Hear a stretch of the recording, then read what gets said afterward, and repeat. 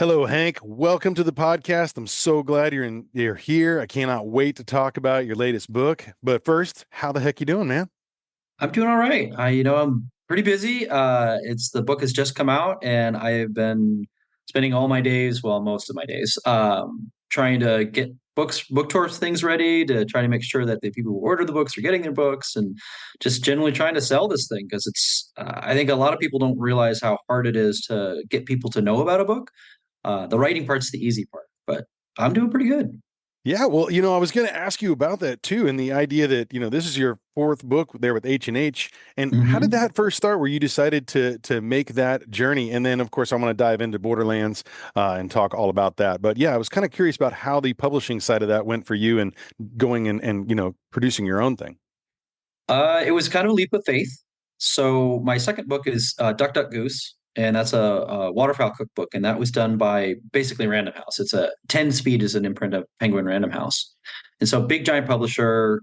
They were actually great people to work with. They were really good. And then I came with them with a proposal to write Buck Buck Moose, and for some reason they thought it was too niche and that there wouldn't be a big enough audience for it. So they declined it. So they said no. And I don't blame them. If you don't think you can sell the book, then don't take the book on. So I kind of wandered around looking for other publishers and da da da, and that didn't really pan out. So what I ended up doing was doing a Kickstarter in 2015 for that book, and it raised enough money to make Buck Buck Moose, and that book's been pretty successful. And I realized very quickly that yes, it's super high risk, super high reward, super high investment, and it's a little bit of an adrenaline junkie kind of thing where you put a lot of money and time and blood, sweat, and tears into a book, and now you got to sell it. But I had been doing that with my first two books, Hunt Gather Cook and Duck Duck Goose, except I was getting like this much money off of each book. Well, this one, I'm getting this much money off of each book. So it very quickly became apparent that even a moderately successful book is going to make more money and it's going to allow me to do more things. And so that each book kind of allows me to do the next thing and then do the next thing and do the next thing. And it's been really liberating. I've been blessed with a team that my sister Laura has designed all four of my most recent books. My ex Holly, she's done all or most of the photos for the books. Borderlands is a little different. She did a lot of the plate photos, but I did all of the not plate photos, and I actually did some of the plate photos too. So it's been a kind of an interesting transition, but super positive. Very kind of I mean, it's not like I don't eat triple decker stress sandwiches for breakfast, but it's paid off so far. Well, it's a phenomenal book, man. I read it cover to cover. I love that there is so much storytelling that goes on as well. I mean, you have 125 recipes, over 300 photographs, and like you talked about, there's a lot of plate dishes, but there's a lot of murals. There's a lot of the markets. There's a real sense of these regions, and the book itself, Borderlands: Recipes and Stories from the Rio Grande of the Pacific. Your sixth book here, and it's obviously it's out now, and it's really kind of a love letter to a region, as you kind of said. Mhm. And I'd love for you to, for people who may not be familiar about it for the first time, before we dive into it, why don't you go ahead and, in your own words, talk about a little bit about what this book is for you and what, you hope readers will get from it. Sure. It is kind of the culmination of really 2 decades of traveling all along the border from the Rio Grande to the Pacific. And what I realized when it sort of started out as a straight up Northern Mexican book, and I that initial idea was there because a lot of Northern Mexican food is kind of poo pooed by food people in the United States. Is like, man, it's just Tex Mex, and Tex Mex sucks. Which, well, A, it's not just Tex Mex, and B, Tex Mex doesn't suck. So those two things were like got my dander up a little bit. I'm like, yeah, you know what? There's a whole lot more to this food than you might think. So I was going to set out to do that.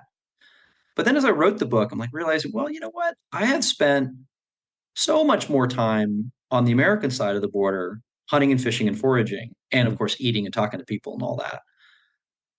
And it just made it a richer book, and it made it a more personal book, and it made it a more fun book. So, I mean, there's some pretty interesting foraging stuff and hunting stuff and fishing stuff in this book that wouldn't necessarily make the cut if it was a straight up Mexican cookbook. So this kind of idiosyncratic journey, and we decided to structure the book like a journey. So you start in Brownsville and you work your way to the west, all the way to where Tijuana meets San Diego, and we weave back and forth across the border, and it's just a really super cool. It's really hard to explain how much this region is in my heart because I love the desert, I love fishing, I love hunting. All of this stuff is in this border region, and there's something about the desert, and the deserts are different. There's the Chihuahuan Desert, there's the Sonoran Desert, there's the Mojave Desert, and all of that. All they're all very different. They act differently, they sound differently. The foods are different from there, and then the people are different. It's just this incredible, incredibly rich place that is neither fully American nor fully Mexican. That is really, really attractive. Well, and I love how you kind of walk through all these places, talk about the histories, the culture, really the legacy of the people, the foods there. I mean, it's a historical book in a sense too. There's so many things I learned, like, oh, that's from there, Matas Morris, the mini tacos. Okay, like there's so many Hmm. things that I learned along the areas and those regions that I was just fascinated with. And I think we need to kind of bring it back to because you talk about, the birthplace really of this book is there, right around in Roseville, California, near Hmm. Sacramento when you're sitting down with Patricio Wise, owner of Nixtaco, and you talk about how that was kind of, if there was a birthplace of this book, it's there. Why don't you tell me a little bit about that and how that was kind of started you on this journey that lasted multiple decades? Yeah, so Patricio, he owns this restaurant, Nick's Taco, and just outside of Sacramento, and he's a really good friend of mine. And the original idea was for us to team up on the book, but he's a restaurateur and he's very busy. So he really helped me a lot in that book. But the whole idea of it started in Sacramento, and it's really also the first place. And I lived there 19 years. It's really the first place I got a chance to do a deep dive into Mexican food because in all the other places I've been, sure, there's Mexican food, but nothing like Sacramento. Um, so you could see the origin of that norteño kind of cuisine in Sacramento, and then it sparked a fire and stoked an interest. It got me to learn the techniques, and working in with Patricio's restaurant, he taught me a lot too. Um, so yeah, it's I kind of had to do a hat tip to Sacramento as just the birthplace. It's like people who read the book are like, "What's up with Sacramento?" And that's why that's there. Well, in there is actually, I've talked to certain, chefs before and asked them kind of, well, what's your deathbed meal? And of course, I didn't Hmm. have to ask. I just had to read right there. You talk about the deathbed taco that you got from Patricio on your birthday. Why don't you tell me a little bit about that and maybe kind of walk us through a little bit of that recipe, if you don't mind? It is it's in some ways it's the platonic ideal of a norteño taco. So in the north of Mexico and in Texas and in Arizona, beef is king. So, and also flour tortillas are king. So I actually have a kind of something of a rant in the book about flour tortillas are real tortillas, and flour tortillas are really Mexican. They really are. Face it, guys. Like at 400 years in, or are they allowed to be okay to be Mexican? I mean, I get it. Yes, corn is older, but still, people change, things change. This is real. So it was my birthday, I don't know, 6, 7 years ago, and Patos, his nickname is Pato. He's like, I'm gonna make a really good taco. So like, okay, cool. So he has these really good thin flour tortillas. They're not like Texas style. They're very thin. And then so he put a costra on it, which is basically grilled cheese. It's like a grilled cheese tortilla. So you put some cheese down on the flat top, and then you put the flour tortilla over it, and you let it caramelize on the tortilla. And so that the base of your taco is flour tortilla plus melted crispy cheese. On top of that, I don't know, he had like 40-day old ribeye, 40-day dry aged ribeye that he grilled and then chopped up and put that on there. And then he put roasted bone marrow on there. And so, like, this is a fat, rich bomb, right? But then he adds white onion soaked in lime to cut everything. And so the raw white onion soaked in lime, so it takes all that burn out, but you've got all of the crunch and you get the acidity. Then he puts a little cilantro on, and then the kicker are green chili piquins. So Texans will know what chili piquins are, but Oh yeah. if you're not from that region, they're a wild chili that's shaped like a little bullet, like almost like a 22 bullet, and they hit as hard as a 22. So what you do with this taco is you place them in the taco. You need maybe three or four or five of them, and you get one with each bite. So each bite of the taco that you eat has a chili piquin in it. And it's like, plus it all works. It's beautiful. It's this, I can think about it right now. And a perfect one is four bites. First bite's discovery. The next bite's amazement. The third bite's bliss. The fourth bite's regret because it's gone. That is so well said. And I love the idea when you talk to about you know those peppers there. They're like I think you describe them as like firecrackers in the book because Mm-hmm. they're powerful, but they're not something that's gonna like leave your tongue raw and running for some kind of dairy. It's like Right. they're great. Yeah, My because it's and they're small too. So it's not like Yeah. you can moderate your dose as well as much as you want. Yeah, no, indeed. No, my father basically, I grew up with like a jalapeno as a pacifier, and chili patines were a big part of my youth. So, especially with friends who'd be like, "Here, you want a candy?" And Yeah. run to the hose, right?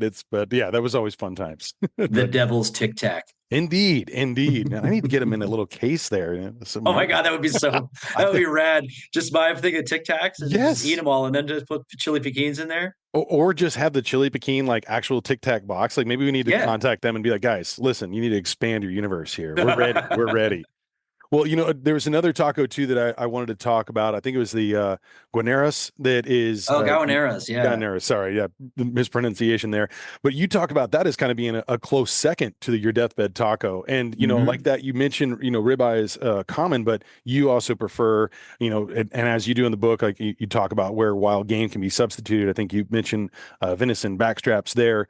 And inside the book, I'll just, preface this too. There's iconography where it talks about, hey, you could use this here or this type of Hmm. meat. And so I like that you have that idea of domestic, wild game, there's fish, there's so many different things that you can have. And there's a lot of vegetarian meals as well. But I'd love for you to talk about those tacos as well. And what region was that from? And, let's talk about that and the interchange maybe of that domestic and wild food in that particular dish.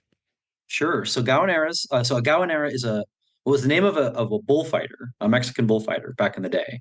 And then, but he gave his name to a particular bullfighting move where you kind of drape the cape over the bull as to just to piss it off, but you get real close to it. So there's a taqueria in Mexico City, actually, because Tacos El Califa, that they're credited with having invented it, but it's super, super popular in Monterrey and in the north of Mexico. And that's where I learned it.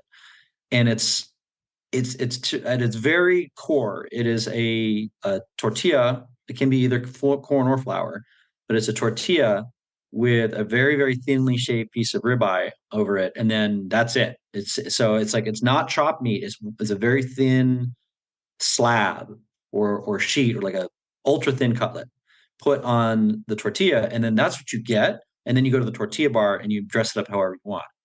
But the key is for that meat to be so tender. I mean, everybody who is listening to this right now has had a taco where they've bitten into the taco and everything comes out because like it's too tough. Your teeth just pull it right out.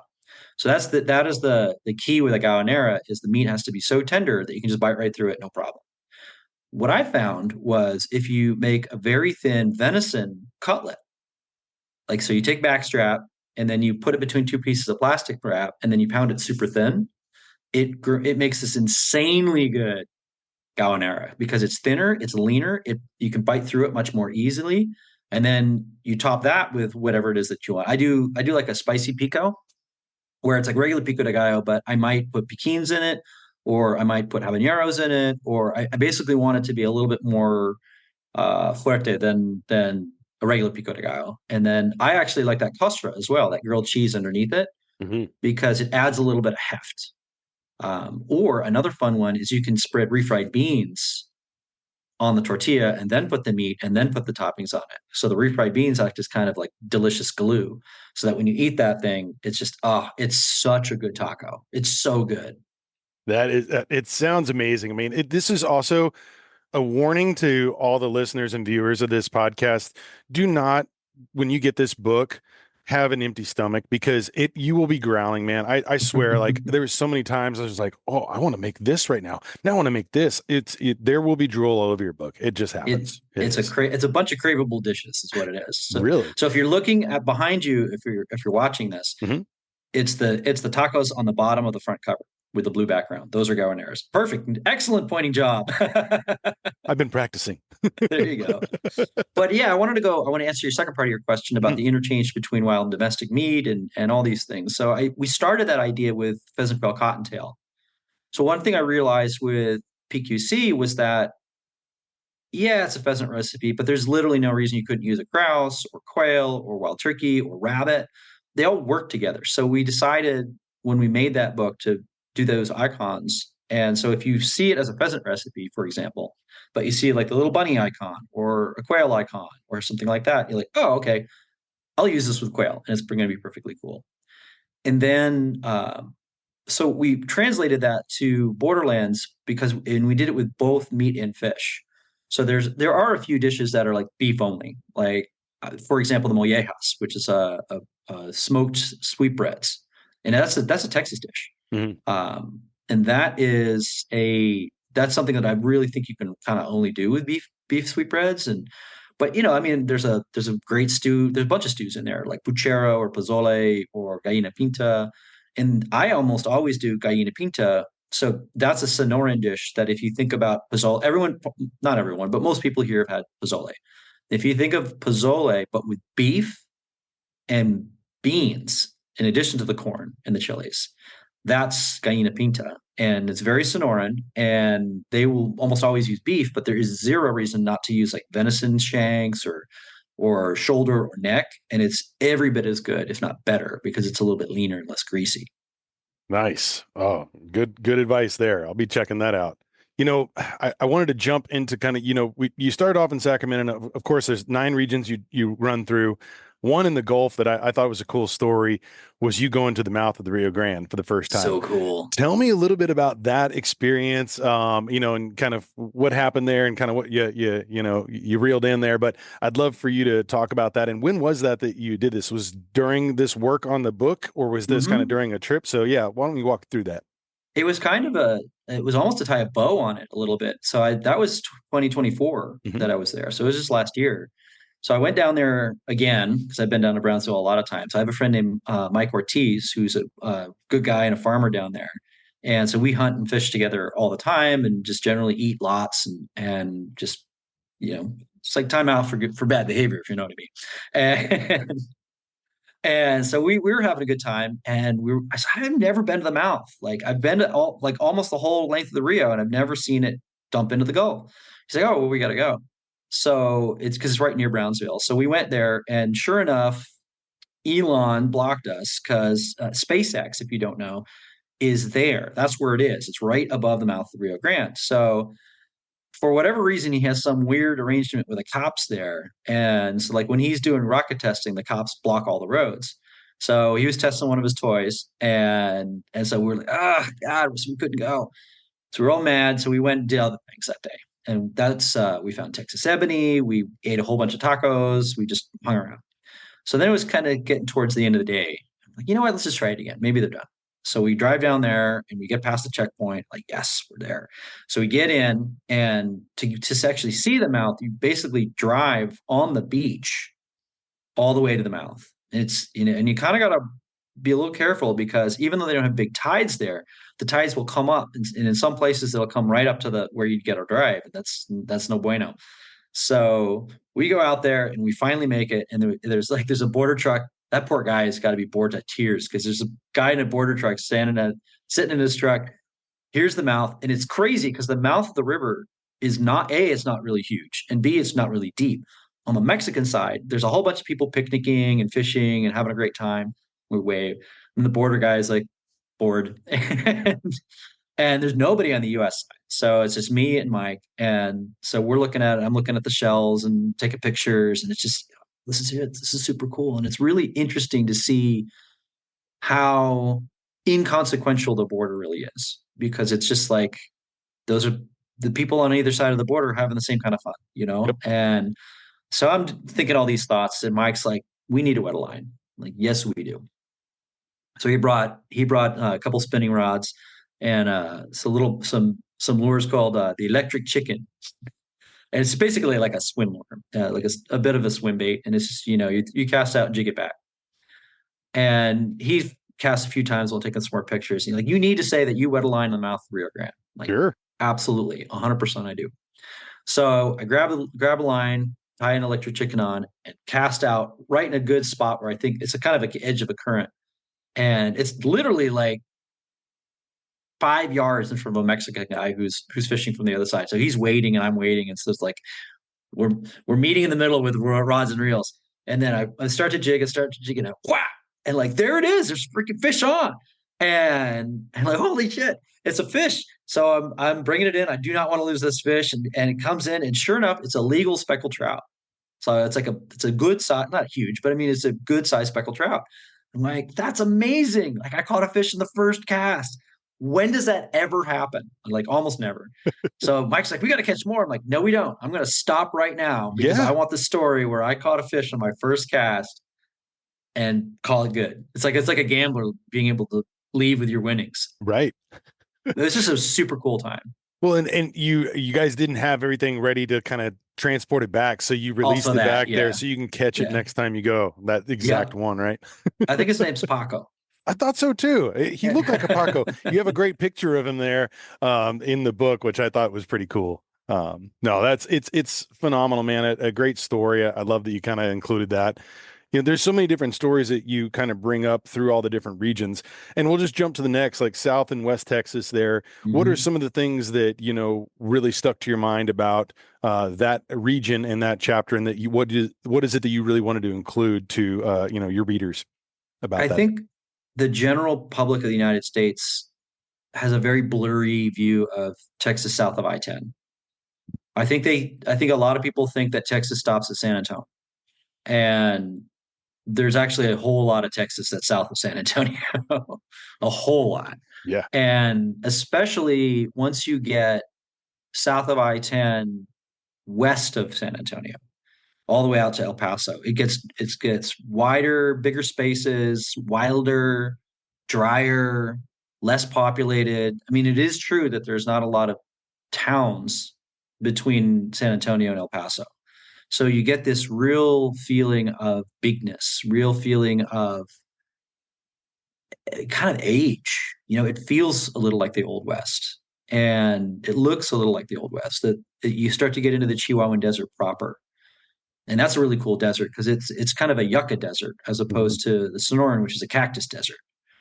And so you really kind of get this. You start playing like you know the theme song from Good, Bad, and the Ugly or something like that in your head over and over again. And then you kind of drive and drive and drive and drive, and you're kind of soaking in. It's mountainous too. This is the other thing that people forget is that Southwest Texas is mountainous. There's like actual mountains, and then you get over one of these mountains and you see this glow on the horizon. And that glow is El Paso and Juarez. And it's just weird because El Paso, Juarez, they're sister cities. Like this is the thing that I also try to talk about in the book is that virtually every town on the border has a mimic. So like it's Piedras Negras and Eagle Pass and Nuevo Laredo and so on and so forth, all the way out to California. So the Juarez and El Paso sisterhood is A, super, super strong, and B, they're isolated. They're by themselves. So it's hours to another real city from El Paso. So you really get this kind of feeling of like if you're a Star Wars fan, it really makes me feel like Mos Eisley, where that's the place where Luke and Obi-Wan first come off the farm in the first movie, and it's this huge, sprawling, slightly lawless, very independent place that is just in the middle of nowhere. And I love El Paso. Like I was shocked at how cool it is and how and also I think it needs to be said that Juarez is not exactly a resort area, but neither is it as dangerous as people say it is. And no, it had been, but these days it's fine. Like I'd go to dinner there anytime, across the border and do stuff there anytime. I think another thing that's sort of a side note for people who read this book and think about northern Mexico, especially, is that generally speaking, the only way you're going to find trouble in Mexico is if you're looking for it. Hmm. If you're looking for it, like if you're going to strip clubs or looking for drugs or getting super wasted at 2 in the morning at a bar, yeah, you might find some trouble. But if you're just minding your own business, it's no more dangerous and arguably less dangerous than being in an American city. So yeah, there are places like especially in Tamaulipas, south of Brownsville, that I'm not going to just drive around like a tourist, And but for the most part, I felt pretty okay, pretty safe. And I actually had one interaction with a cartel member, I guess. I was going to walk into a bar, and this guy, and it was a great bar, but this guy, there's a guy at the door, and he's dressed all super nice, and I thought he was just like the maitre d' or something. He's like, "You American?" He says this in English, and because usually I speak mostly Spanish in Mexico, but he says it in English because I guess I look American. And he's like, "Are you an American?" I'm like, "Yeah, yes." And he's like, "Yeah, maybe you shouldn't go to this bar tonight." And I said, "Oh, is it like a private party or something?" He's like, "Something like that." And then he points to like another place across the street, like, "You should go there. It's a really nice spot." I'm like, "Okay, cool, thanks." So I knew exactly what was happening because I grew up in New Jersey.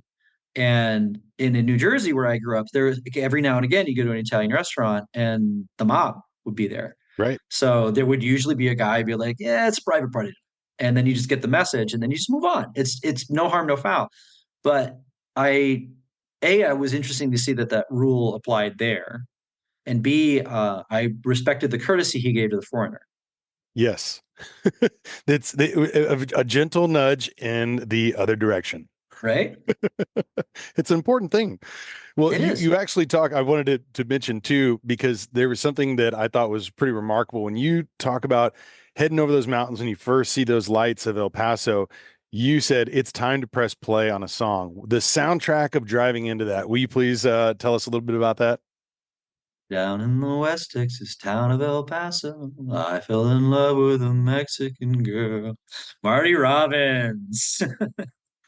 But I loved hearing like this idea of like a soundtrack there. And I was like, I kind of it made me want to ask you too about other soundtracks of the regions, the other ones too. So at some point, maybe we'll have to do like a playlist of I'm this. actually working on I'm working on two playlists for this book that people can listen to when they cook from the Borderlands. One's going to be like all kind of classic, either norteño Mexican or classic old country, because there's that kind of that the rich history of both the regions. And then the other one, I mean, there's an entire new genre of like psychobilly and sort of more modern, narco corridos and stuff like that. Where so there's the kind of the comforting, and then there's the edgy, and they both exist in that region. And I think it's sort of indicative of the feeling of being in the borderlands. Sure. No, I'm when we go down to our ranch in South Texas, there's a playlist of that region of that area, man. And it's, I mean, it's always like my buddy's like, why are you listening to like Tejano music all the time? I was like, what are you talking about? Why? That's what this is here. This is, I can't listen to anything else, you know? How can you not listen to Selena in South Texas? It's that there you go. The birthplace, right, of her, San Antonio, or Yeah, no, I'm Corpus actually, right? That's she's where they have Corpus, I released their, think. Yeah. yeah, yeah, yeah, yeah. I know that's. Bitty bitty boom while you're catching a snook in Laguna Madre, that's money. Oh, you Laguna Madre too. You also pay homage to that area. Why don't you tell me a little bit about your trip there? Because that place is so rich. I mean, Really there's is. so many amazing, I mean, things to do, places to go. It's a beautiful area. I mean, it's very unique to United States and too, it's with all the that just that little region, that pocket. I don't know if you can maybe paint a picture for people if you don't mind. So it's kind of the beginning of a very big barrier island chain, kind of. I guess there's a little bit of it in Galveston, and then it really sort of picks up in Corpus. But once you get to the border, where with the sort of the Brownsville, Matamoros area, you get this literally a gigantic the mother lagoon, Laguna Madre. It's just this huge thing, and it's got some separations to it, but it's unique in the sense that it is a unbelievably rich fishery. And it's one of the very few places in the United States that you can catch snook on the regular. And now snook is it's such a huge fish in Mexican cuisine and Mexican culture that I have a Mexican version of my logo, my hunter, angler, gardener, cook logo. And so the English language one has a salmon on as the fish for the angler. The Mexican one's got a snook, and it's robalo in Spanish. And the snook, if you don't know what a snook is, it's sort of a prehistoric looking fish, but they're silver with a black racing stripe. They're vicious. They're tough fighters, gorgeous fish, kind of tough to catch because they're wily. They're really good at like of swimming around something to break your line. But they're also arguably the most delicious fish in the Gulf of Mexico, or Gulf of America, or Gulf of Tecate, whatever you want to call it. The That fish is amazing. So it's considered kind of a rare-ish sport fish in the United States. So a lot of people just do catch and release, especially in Florida, which is another place you can catch them. But in Mexico, you see them in fish markets, and oh, it's so good. It's so good. And there's crabs there, redfish, speckled trout, triggerfish. Then you right outside the Laguna is some of the best tuna fishing and big game fishing you can get in the entire Gulf. So it's the duck hunting, the Laguna Madre duck hunting in the fall. Mhm. I keep trying to like.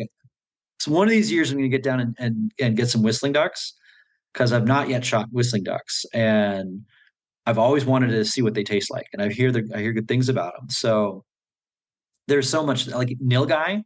Yep. There are nilgai that come right up on the beach in some of these places, and it's just wild. Have you hunted them Mhm. in this that region? Yep, I shot a cow nilgai with Mike Ortiz 3 years ago, 4 years ago. Yeah, I think it They're was 2021. it's amazing meat. It's some of the best. It I is. absolutely love it. What's so that area there's so rich of so many things, and I love too when you talk about like obviously like bird hunting too. You bring in an element where you talk about dove hunting in a lot of the different regions that you travel about Hmm. how celebrated it is, and sometimes dangerous. I think you and your friend kind of experienced some bird shot heading your way, but you know you really kind of pay homage to that, and there's some dishes there too. And it sounds like that's something that you have, it's kind of a, the opening season, that first day is something that you try Really to get is. out to a lot. Why don't you maybe talk a little bit about that, if you will? So again, if you're in the northern parts of the United States, doves are kind of not a thing. Partially because there's some really old, like straight up bigoted laws that were set up in the Northeast about 100 and some odd years ago, specifically to keep people who weren't rich white hunters, emphasis on rich, um, from having a good time, basically. So they passed legislation in the Northeast to make doves a songbird. Well, they're not a songbird biologically, and they're not a songbird, well, legally in most states. So outside of that, these dove seasons have been a tradition for, I don't know, probably 200 years, and it's just such a big social thing. You can talk while you're doing it. You don't have to wear camo. There's a barbecue after each time, and then this is where that sort of the traditional dove popper comes in. That ever Most people probably listen to this know, or at least some kind of a popper. Basically, if you don't, it's the dove breast with cream cheese or something, a jalapeno or another pepper, and then it's all wrapped in bacon, then grilled. And there's a good popper is actually not that easy to pull off. I've had acres of bad poppers. So the so doing a good popper is kind of a celebration in a lot of ways. But I love it. I just love it because they're hard to shoot. They're very delicious. And in places like Brownsville or Yuma, Arizona, or South New Mexico, they're everywhere. They're the dominant bird on the landscape. So it's great for all kinds of reasons, not the least of which is that you get to have like that very traditional Labor Day barbecue. And sure, there's probably gonna be steaks and salads, da da da, but that dove appetizer, or that, I sometimes will do a dove main course. It's super special, and it's a really regional slice of Americana. Well, I have to ask you, when you say that you sometimes use that as a main course, what is it that you'd be making with that? So the poppers are a traditional appetizer, but a Mhm. lot of times I'll either grill doves. I have a dish called doves a la mancha, which is in pheasant quail cottontail, and that's kind of one of my signature dishes. Period. Like let alone just for doves. But doves a la mancha is where you pluck the doves. And if you're sitting out there wrinkling your nose about plucking a dove, once you get used to it, you can do it in about 90 seconds, maybe. The doves fly off or the feathers fly off the doves. So it's really easy to pluck them. And then you get that skin and fat. Believe it or not, doves can be fat. Hmm. So that fat's delicious because all they're doing is eating seeds. So you get that kind of, it looks like a tiny little chicken. I mean, all the doves are red meat. You should Right. know. I mean, you know, but I'm Yeah. just Yeah. talking for Yeah. Yeah. readers. Um, and so what I do is I will stuff that cavity with fresh herbs like rosemary, sage, the really aromatic stuff. Then I'll paint the dove with either olive oil or bacon fat and then salt it and then grill it so that the breast meat is about medium. So it's still pink. And then when it comes off, I'll hit it with salt or I hit it with pepper and smoked paprika. And you just kind of sit there and eat them. If most people, if you can do, like, if you're a hungry hunter, you'll eat four or five or six. But most people, you put three of those on a plate, that's a really good main course.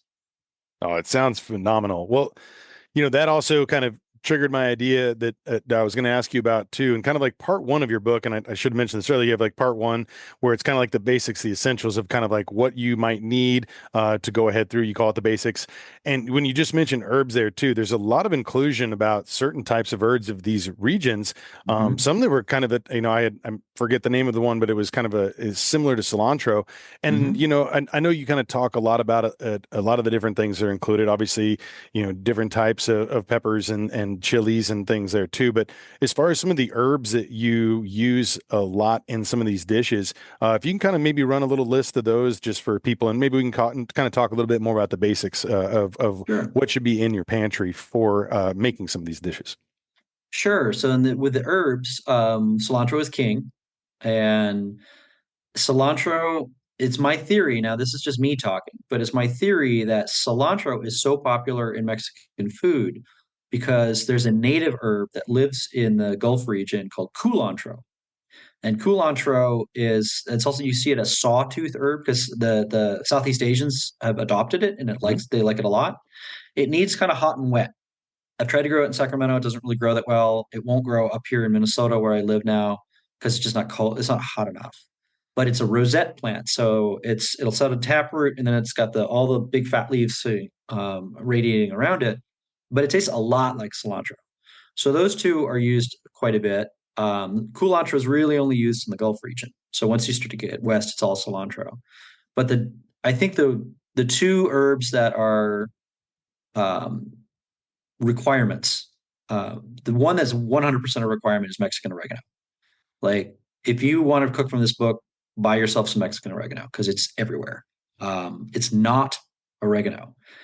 It's close, and no babies will die if you use regular supermarket oregano in these dishes. But it's if you really want to get that flavor and it's different, you'll find real Mexican oregano, and then you can find there's like four or five different kinds. Most of them are in the verbena family, and they're perennials. So I have one. I'm actually, if I look this way at my porch, I have a little potted one outside, and it's 2 years old, and it will come back every year. You can't. They're not frost hardy, so you've got to bring them in before when it gets really cold. But it's floral. There's one that's almost like bubble gum. It's like it's so different and it adds so much to the flavor of these dishes. And you can buy them in any Latin market. You can sometimes buy Mexican oregano in bigger regular supermarkets, but every Latin market will have it. And it's usually dried. So that's number one. Number two would be epazote. So epazote, a lot of people are going to know it, right? Because it has a very specific smell and it grows in like sidewalks. It's one of the most unkillable plants on the planet. And it grows this huge taproot, and it's the Tammy Wynette of herbs. Like, you could beat on it and it just keeps coming back. It's not you can't kill this thing. So that said, somebody's gonna be like, I killed one. I'm like, oh, I'm so sorry. Your thumb is so black. Like, but so epizote smells like ozone. It smells like asphalt after a thunderstorm. There's a very specific smell, and I either like it or you hate it. But it's mostly used. There's salsas that put it in it, and you can put it in stews and stuff. But it's mostly used with beans, And so it flavors the beans, and it is said to reduce farting from beans. Whether that's true, I don't know. But it absolutely adds a good flavor. Use it like a bay leaf. Like you throw a sprig in with the beans and you fish it out when you when you serve the beans. So that gets to some of the basics. Um, you need beans, and I really prefer dried beans because you can cook them to your own liking, and you can get the cooler varieties. But canned pinto beans are fine. You need to learn how to make refried beans because refried beans are really important to the border. And I have a great recipe for refried beans in the book. If you have one, use yours. I mean, Yeah, yeah, this yeah. isn't one of those things like you have to use mine. No, but I have a really good one. But just go ahead and use any. I don't love refried beans. They're kind of gloppy. Um, so that's a thing you would need. Find decent tortillas. So go to a Latin market. Some big supermarkets have decent tortillas, and there's different tortillas for different things. So there's little corn ones for street tacos. There's the bigger corn ones for different for like tostadas. And with flour, you've got the Texas puffy ones. Now Texans don't think their flour tortillas are puffy, but they're puffy. And well, they're like, oh, it's just a flour tortilla. I'm like, yeah, it's a Texas flour tortilla, and it's good. It's just different from a Sonoran flour tortilla, which you can practically read through, Hmm. and they're kind of amazing. And I have a recipe for how to make those. So you don't have to make your own tortillas. It's great if you really want to dive into this book. Learn how because it's foundational. But you can buy good tortillas, and that'll be fine. You're gonna want to really get to know the holy trinity of white onions, plum tomatoes, and jalapenos or serranos. So those three ingredients show up everywhere, and it's just a thing. It's salsa bandera is another name for pico de gallo because it's the colors of the Mexican flag. You can vary your pico any way you want, but it's obviously not the only salsa, but it's a great fresh topping. It's actually used more as like a fresh topping as opposed to a salsa. And I've got tons of salsa recipes in the book. And those, that's a little bit more hot sauce-ish. Um, I'm reason I'm doing this is because there's a lot of people who equate pico de gallo. That's salsa. That's what salsa is, Right. and there's a lot more to it than that. So sauces are a really big deal. Other sort of basics, if you can get it, uh, good plain beef jerky. Because the one super cool thing about the Borderlands on both sides is the really rich use of both beef and venison jerky. It's very simple. It's usually only salt and chilies, or just salt sometimes. And there's stews with it. They will cook it with eggs. It's shredded, and that's called machaca. And that's wild. I've never like when I first had it. I'm like, oh, let's get some machaca and eggs, whatever that is. So they have a historically what you do is you take a piece of beef jerky and you take like a garlic clove or two and put it in a basalt mortar and pestle, Mhm. a molcajete, and you beat the crap out of it. Like you run the big piece of beef jerky on a grill to like give it a little bit of grilly flavor, and then you put the garlic cloves down and a little bit of water, and you just beat the crap out of it with your molcajete until it's like shredded and it can form like almost like cotton candy looking, like meat cotton candy.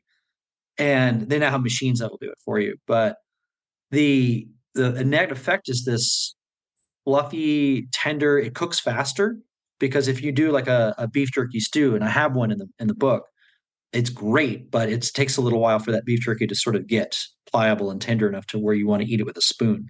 Right. But this machaca and eggs, that's a big deal. And it's one of those things where it's not going to make you leave chorizo, but you might step out on chorizo for machaca. Well, and you also talk, excuse me, about chorizo, and that's one of the things. If you can find it in its authentic form, I mean, you have a bunch of resources in the back of the book too that you Mm-hmm. can kind of learn from. But you talk about there's some interplay and some interexchange there, where if like you can't find this, but there's certain stuff where you're like, if you're going to do this, you have to do this, and this particular meal, no Mm-hmm. pico, whatever it is. Like I love how you kind of lay that out as far as eating it traditionally for that region and maybe for that purpose of like trying to have a full authentic meal. And Mm-hmm. that was something that I really enjoyed about the book, kind of finding out what areas this is included. What areas the charro beans are next to the chili. How some of these Hmm. areas that, I mean, that's the right the quintessential question too. With like chili, is there beans or no beans in certain That's a regions? fascinating. I told you this is my theory, right? So, Yep. like in Texas, where chili as we know it was invented, Texans eat charro beans.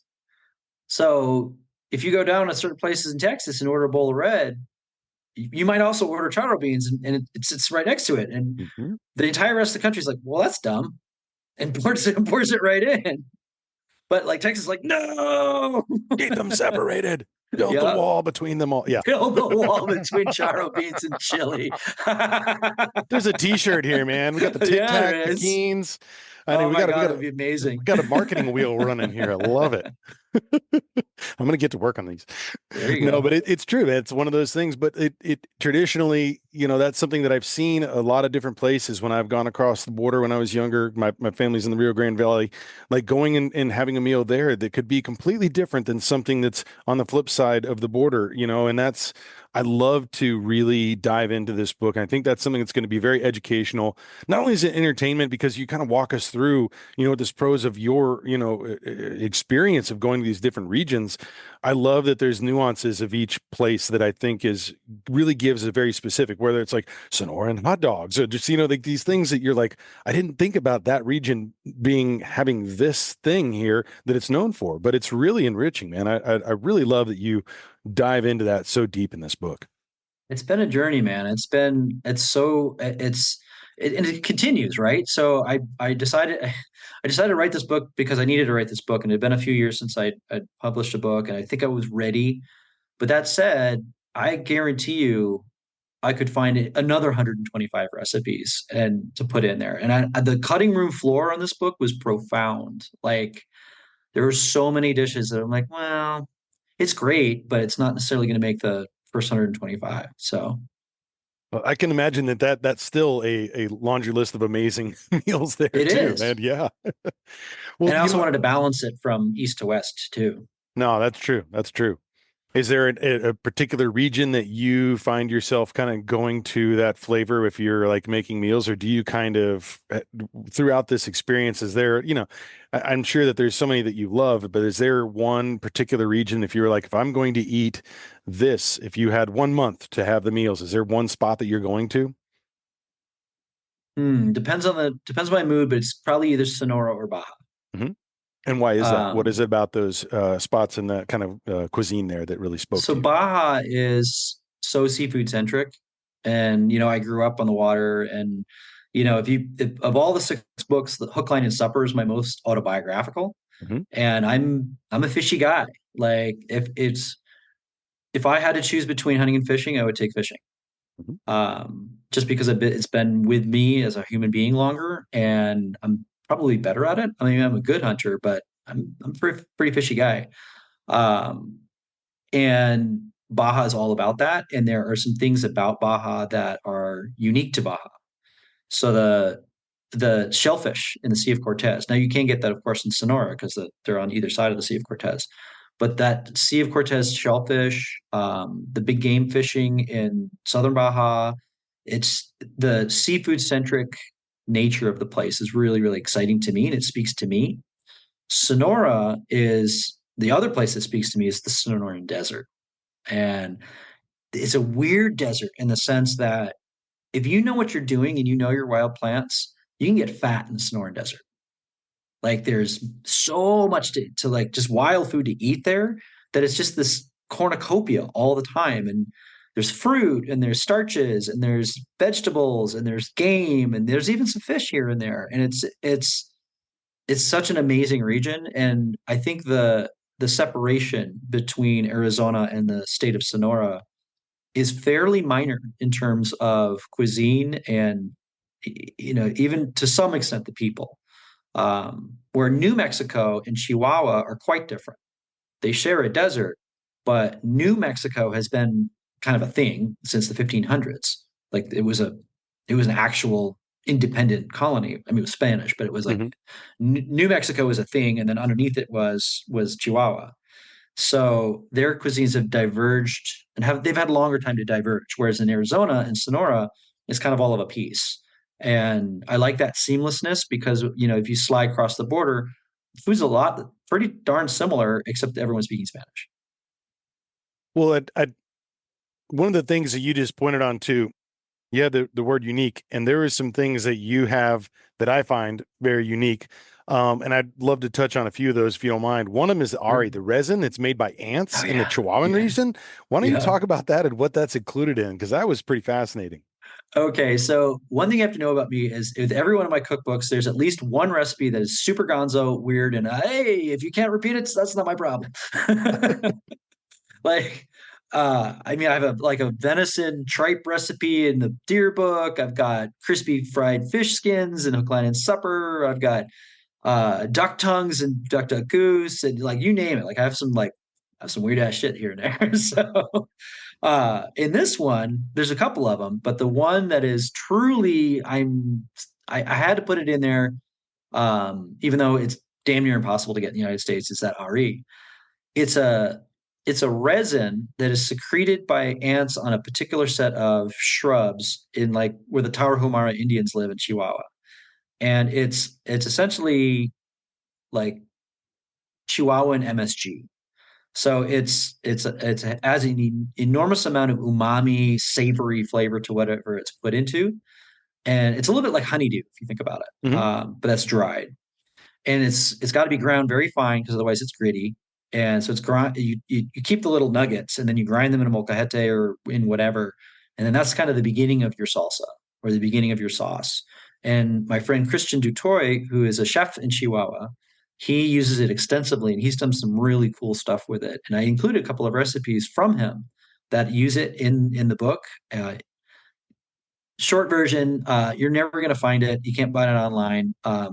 But if you are ever in Chihuahua, you will find it. People sell it on the street, and it's not cheap, but it's like $20 for a sandwich bag full, American. But it's worth it, and it's unique, and it's just one of those things where this is Chihuahua, and it's not Sonora, it's not New Mexico, it's not Texas. It's very unique to that region. Well, there was something that and it's hidden in the book, but it's just the question that I had that popped to mind. We were in South Texas hunting, and we came across a Mexican wasp. And the honey apparently that they produce is something that's used in regions around there and in Mexico. Is that something that you have come across, and have you done any work in cooking with that by chance? Not that particular wasp, but there's another set of like stingless bees that live in southern Tamaulipas all the way out to Yucatan. And then it's a super cool honey. And you'll find mesquite honey in the Sonoran region where it's not honey, it's not mesquite beans. It's the bees are going to the mesquite flowers and making honey from that. And it's a kind of a golden, it has a very specific taste. Like I can tell mesquite honey. And so there's a few of those all around the region, and it all kind of really depends on what the dominant flower is. But yeah, it's super cool. Like there's wild food in everyday Mexican food has a big. Let me rephrase that. The wild element of Mexican cuisine is bigger than the wild element in an American cuisine. Hmm. So you will see a wild thing kind of on the regular in all parts of Mexico. Well, when you just mentioned there too about mesquite beans, well, about mesquite, there's something that you have is a lot of different things with mesquite bean syrups, Mhm. flour that's made.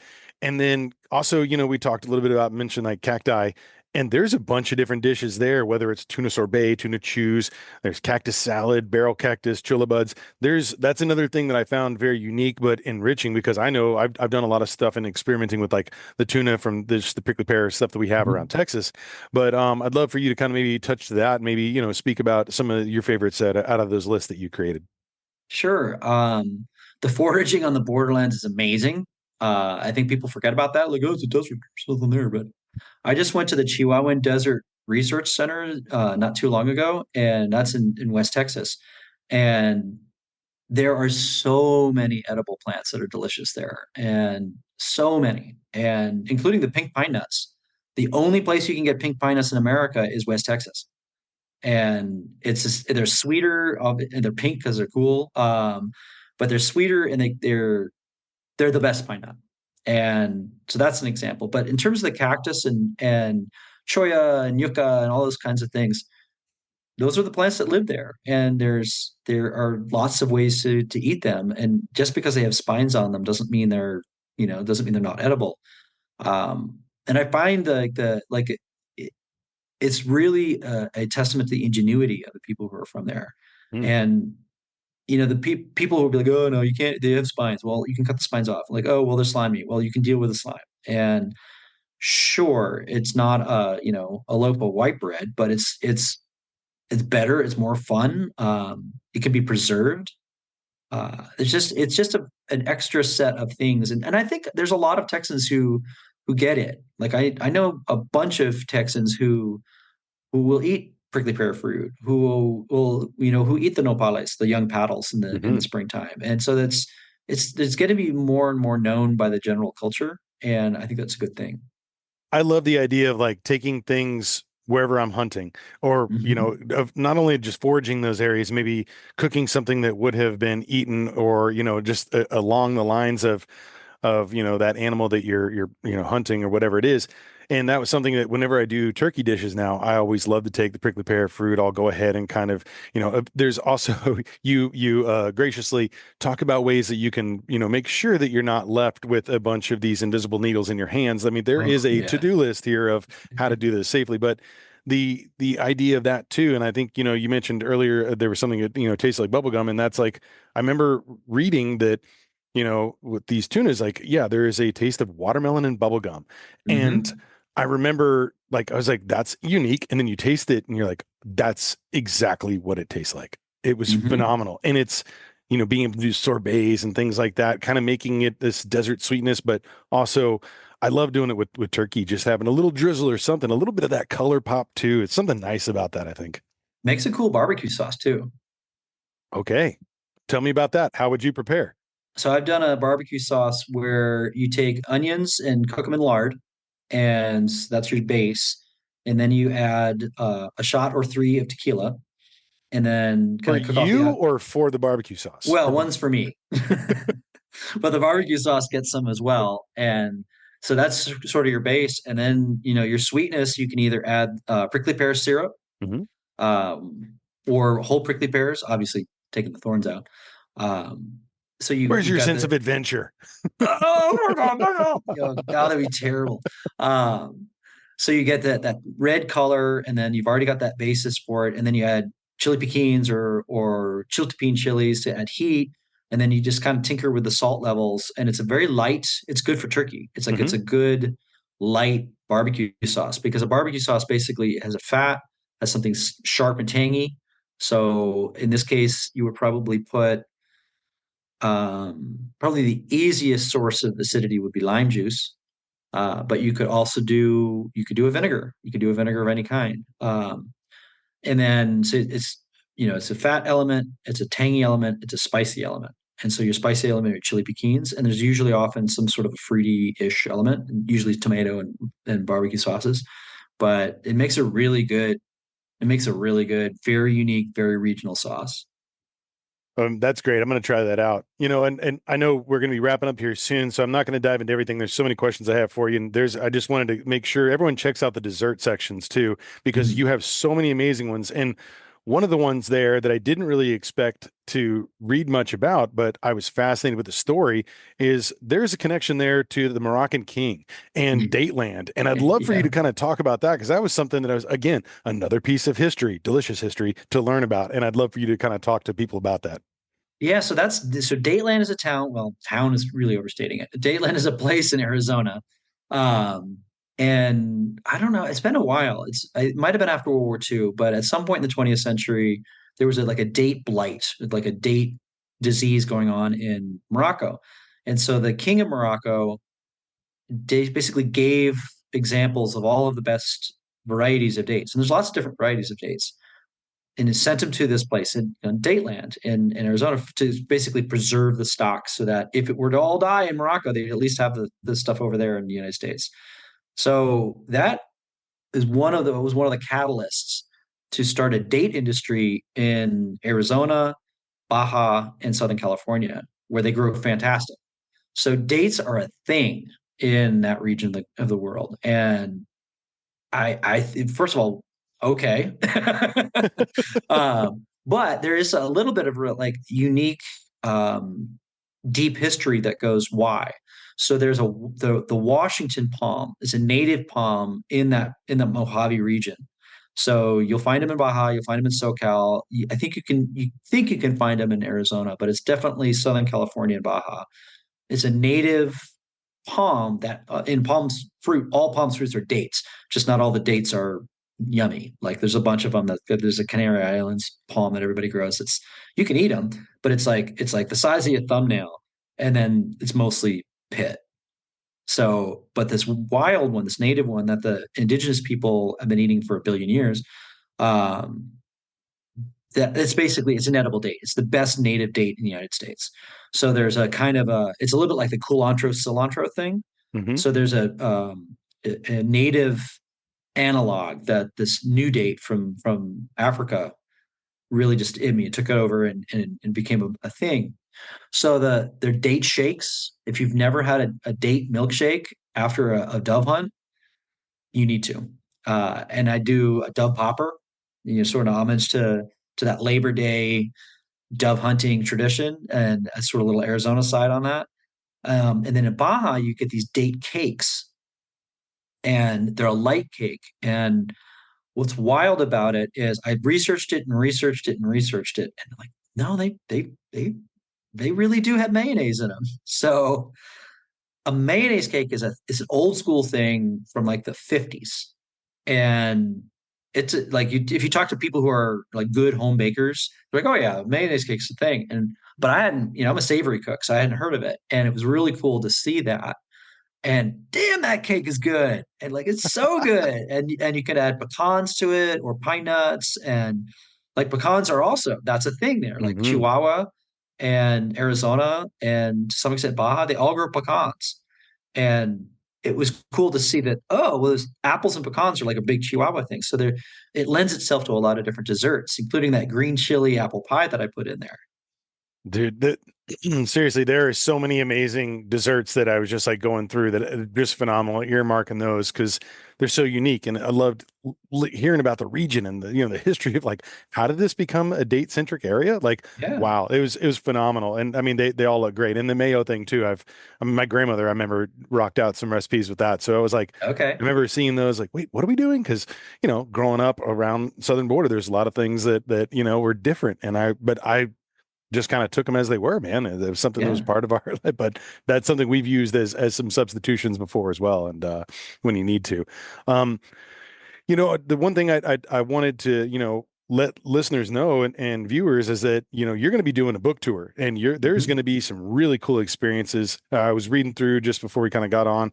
You've added some other dates and some laundry list of all these amazing meals that you can get or places you can kind of go and, pick up something, while you're there at Nick's Taco. I wanted you to talk about some of these areas you're going to be going and what those experiences are like. Because it's not your typical book signing tour, man. You're going to be Mhm. enjoying some of the meals of these regions there too, and some of the things you talk about in the book. So yeah, if you can just lay that out for the listeners, I'd appreciate it. Sure. After it's technically my sixth rodeo. Hmm. So once I have a book that comes out, it's really important to me to basically spread the word. I mean, that's sort of the core reason. But what has happened over the years is that what I've discovered is that people want to celebrate whatever the book's subject matter is with a meal. I mean, they're cookbooks after all. Hmm. This book is actually probably the first one that I could do in theory a reading from. You know, like you would go to a regular book signing, Right. but I still love the idea of a party. You know, like it's just a party, and sometimes it's at a brewery, and we just do a special. Sometimes it's a fancy dinner. The ability to bring people to a spot to celebrate whatever the book is about is really what I want to do. And the every market's a little different. So, there's some places where I'm going to do, a white linen dinner, and there's some places where we're going to be slinging tacos, and some places where we might not even do that. So I want people to be able to come to it too. So that's why I've some of my earlier books I did more white linen experiences, and I found those were great, but they were so expensive that not everybody could come to. Right. Um, And so my goal is to A, sell books, obviously. It's my job. Right. But also for people to have fun. And also, and don't discount this. There are so many people out there that I either know online or I've met, with previous book tours or whatever. And it's a chance to, it's almost like a homecoming kind of thing where I'll see these five or six people that have come to every book tour event or somebody who has driven this is the thing that just is wild to me. It is not uncommon for people to drive hours to my events. And so, which is incredibly humbling and incredibly daunting in a way because I wouldn't drive 5 hours to see me, but some people does. Uh, but people do, and so it's really really important for me to when I discover that to give that person at the time. If they put that kind of effort in, I want to put some effort into connecting with that person, and so book tour is really the way to do that. Well, and you haven't had one in 7 years. I mean, COVID kind of stopped the last one from happening, so it's kind of Yeah. a chance for a good reunion of friends, compatriots to kind of get Hmm. together and celebrate. And the other thing I sensed a lot through this was you celebrating the culture, the land, the people, the food, the cuisine. I mean, there was so much that you celebrated the legacy of these people. And Hmm. I was curious about your own take on legacy. Is that something that you think about on, on a day to day, or is that something that comes into your mind of like as far as you've created so much through your website, through these six books here, and I'm just kind of curious your take on what your view is on your legacy and in maybe a professional and a personal setting. Mm. I mean, I'll be honest, I don't really think too much about it because I'm kind of too busy, being. Yeah. But I think when I do think about it, it's about leaving people with something good. I want to add to this world. I want to be a decent human. I'm trying my best, and I want to, provide whatever it is that I can add to the conversation, to the larger conversation. And be kind of a teacher. Like I wanted to be a teacher when I was a little kid. And then I kind of got away from teaching in a traditional sense for a number of reasons. I'm a little too impatient for the academic world, which the gears of the academic world grind very slowly. So I kind of chafed against that. But teaching is still super important to me. Like I don't have kids, and I'm single. So like, what am I doing here? I am learning stuff, and then I'm like helping you learn stuff. And it's that at its core is kind of my life's calling is to and the avenue through which it is a connection to nature and a connection to the wild world. It's to hopefully help people get a little bit closer to where we used to be a long long long long time ago. We live in a place with scary AI. We live in a place with divisive politics. We live in a place where every year we seem to get less connected to nature. And I know it seems like I'm sticking my finger in the dam to try and block everything, but so be it. If I am remembered for a guy who helped people in the early 21st century connect with nature just a little bit, that'll be good enough. Well, I think you do just that. And for those who aren't familiar yet on the resources of that, I'd love for you to kind of talk about your website real quick, Substack, and then obviously, I know you can get the books, all your books there too Mhm. on that. But if you can kind of go and lay that out where people should go, and then maybe where people can follow you on socials as well. Sure. So I have two basic core places where you can find what I do, and one is Hunter Angler Gardener Cook, and that's a website I've been running since 2007. And that is huntgathercook.com. That's the easiest way to find that. And that's mostly recipes. That's how to's. It's news you can use. It's information for you're working on game and fish and edible wild plants and mushrooms. That's what that is. But the other place I spend an enormous amount of time is a Substack called To the Bone. And To the Bone is really where I get to think big thoughts. It's where I write about the intersection between nature, food, and really life.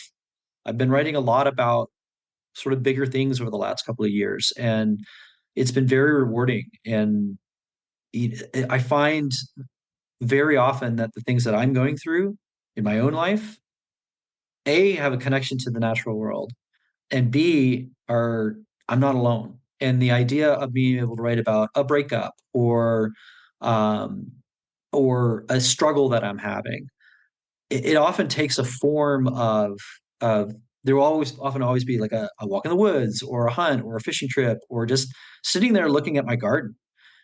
And then I can write about that and kind of open a vein in a way. And what I found over the last couple of years is that people respond to that. Like it's the idea of me not being alone in that thing has been incredibly rewarding. And I think that might be, in a way, as important a legacy as the strict recipes and straight up knowledge. So I'm very, very grateful that that has become reasonably successful. So those are kind of the two places you're going to find me. You can find all my books on Amazon. You can also buy the last four. So Buck Buck Moose, Pheasant Quail Cottontail, Hook, Line, and Supper, and Borderlands. You can also buy them directly from me, and that helps me out a little bit better. And that's you would find that on the website on huntgathercook.com. And there's a shop and there's a new book stuff there. But I mean, I'm not going to come to your house and beat you up if you buy it on Amazon. Amazon's fine. But even if you do buy it on Amazon or through you, make sure you guys go and leave an Amazon review, and any place you Yeah, can leave reviews. Those are very helpful for they really are. all the authors, man. It's important. I really think that that's something everyone should do. And social media wise, I am on Facebook. I have a Facebook group called Hunt Gather Cook. I'm there every day, but I think the real action's on Instagram. Yeah. And so on Instagram, I'm Hunt Gather Cook, and it's pretty obvious who I am because I'm the guy with all the weird food, and holding up fish and stuff like that. But I'm on Instagram every day, and I do my very level best to answer anybody's questions there or on the website. Because one of the things that I view as important to, I think calling it my mission is a bit of an overstatement, but to what I do, like why am I doing this, is to help people be better with the fish and the game and everything. And so if you ask me a question, I'm going to do my best to give you an answer as best I can. Well, it's phenomenal. I suggest everyone go check out the website, follow the the Substack there to the bone. I love reading it. It's phenomenal. Make sure you get a copy of Borderlands in your hands as soon as possible. And for just kind of closing out, is there anything that you'd like to share about this book, or maybe to your audience and your supporters as kind of a last word before we depart? Yeah, I think this book is a great journey. And I think you can see my journey in the book. You can see it will probably open your eyes to some things that you haven't seen before. And I think that's an important part of human experience. A lot of times we get in bubbles. And I hope this book takes you a little bit outside your bubble and makes you think a little bit and say, oh, well, I hadn't thought of that, or I hadn't seen that perspective. And you can use that experience for the next time that you might see your bubble getting pressed against. And then you might be able to pop it yourself and say, what is on the other side? And I think the path to healing in a larger sense is to talk to somebody like a human being in calm, measured tones who maybe doesn't agree with everything that you agree with, and figure out a place to sit in the middle. This is important right now. And I think a book like this can help spark that conversation in a number of ways. Well said, Hank. Thank you so much for joining me. Thank you for sharing your talents with the world. I greatly appreciate it. I mean, these recipes are phenomenal. The story in this book of your travels and of the people, the culture, it's just so enriching and educational and entertaining, and it's everything and more. And I know this is going to be one of your most successful books yet. And just thank you so much for everything you're putting out there, man. Thank you so much. Thanks for giving me all this time. And I really hope you like the book. Oh, good deal. Well, make sure everyone go check him out on tour. I will see you when you come through Texas, my friend. All right, you will. Cheers. You take care, Hank. Bye.